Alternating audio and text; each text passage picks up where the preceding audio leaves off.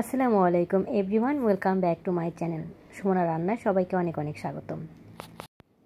আজকে আমি নিয়ে এসেছি রায়তা রেসিপি। এটা বিরিয়ানি বা মুরগির রোস্ট, পোলাও এগুলো রান্না করলে কিন্তু রায়তাটা অবশ্যই এটা লাগে, খেতে খুবই মজাদার আর খুব সহজভাবে কিন্তু তৈরি করা যায়।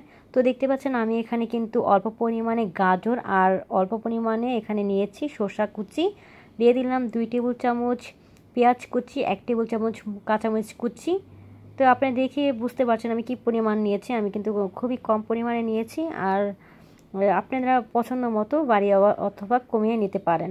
আর দিয়ে দিচ্ছে এখানে 2 টেবিল চামচ ধনিয়া পাতা কুচি, ভাজা জিরা গুঁড়ো আধা চা চামচ, বিট লবণের গুঁড়া আধা চা চামচ।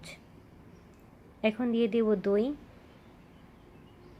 এখানে 1 কাপের মতো আমি দই দিচ্ছি, পরবর্তীতে আমি আরও 1 কাপ ব্যবহার করব। প্রথমে এটা দিয়ে ভালো মতো নেড়ে চেড়ে নিচ্ছি।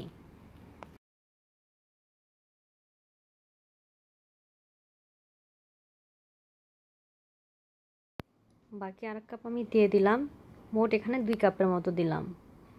এখন দিয়ে এটা নেড়েচেড়ে দিতে হবে। আর অবশ্যই কিন্তু এখানে টক দইটা ব্যবহার করবেন, এতে এটার সুন্দর একটা ফ্লেভার আসে, খেতেও কিন্তু খুব ভালো লাগে।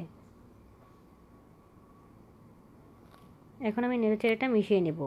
আর আপনারা চাইলে কিন্তু এখানে চিনিটাও দিতে পারেন, তবে চিনিটা না দিলে এমনিতেই খেতে কিন্তু এটা দারুণ লাগে। বাসায় অবশ্যই এটা ট্রাই করবেন, এটা এতটা মজার হয়, এটা এমনি খেতেও কিন্তু দারুণ লাগে। যারা ওয়েট লস করতে চাচ্ছেন তো তারা কিন্তু চাইলে প্রতিদিনই এটা খেতে পারেন। আর এখানে দিয়ে দিচ্ছি প্রায় 1 টেবিল চামচের মতো চিলি সস। আমি টমেটো সসটা দিচ্ছি না, চিলি সসটা দিলে কিন্তু স্বাদটা বেশি বেড়ে যায়, তো এর জন্য আমি চিলি সসটা ব্যবহার করছি। এখন এটা ভালো মতো নেড়ে চেড়ে নিলেই কিন্তু আমার এই রায়তাটা তৈরি হয়ে যাবে।